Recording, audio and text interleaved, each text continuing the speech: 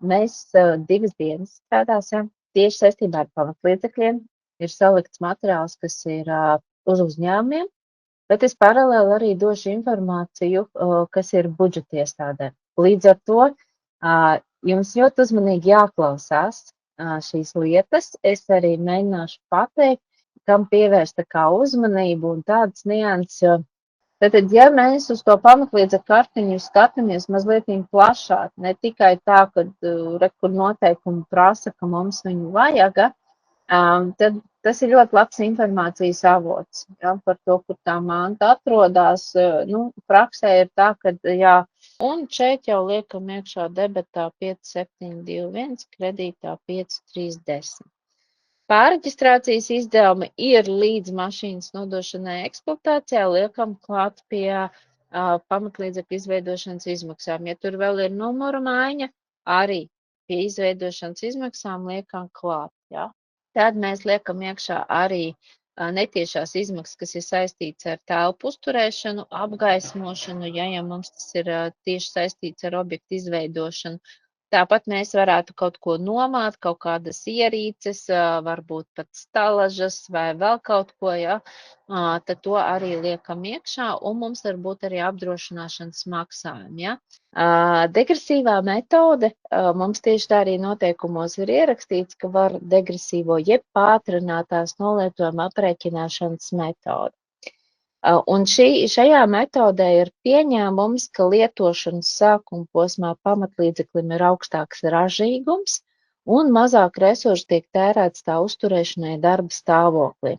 Mazliet vairāk ir jāieguldās, ja grib izlasīt to stāstu no sākuma līdz galam, cik tad mēs katru gadu esam ieguldījušies tajā remontā, ja tas gads tur iet ilgstoši un tādiem.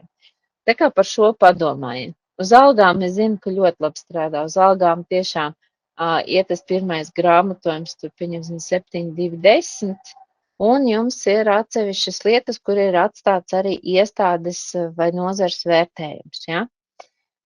Bet no tādiem startautiskiem finanšu pārskatu standartiem tur uzskata, ka būtiskas izmaiņas, ja tas ir pie finanšu instrumentiem, ir tad, ja izmaiņas ir 10 un vairāk %.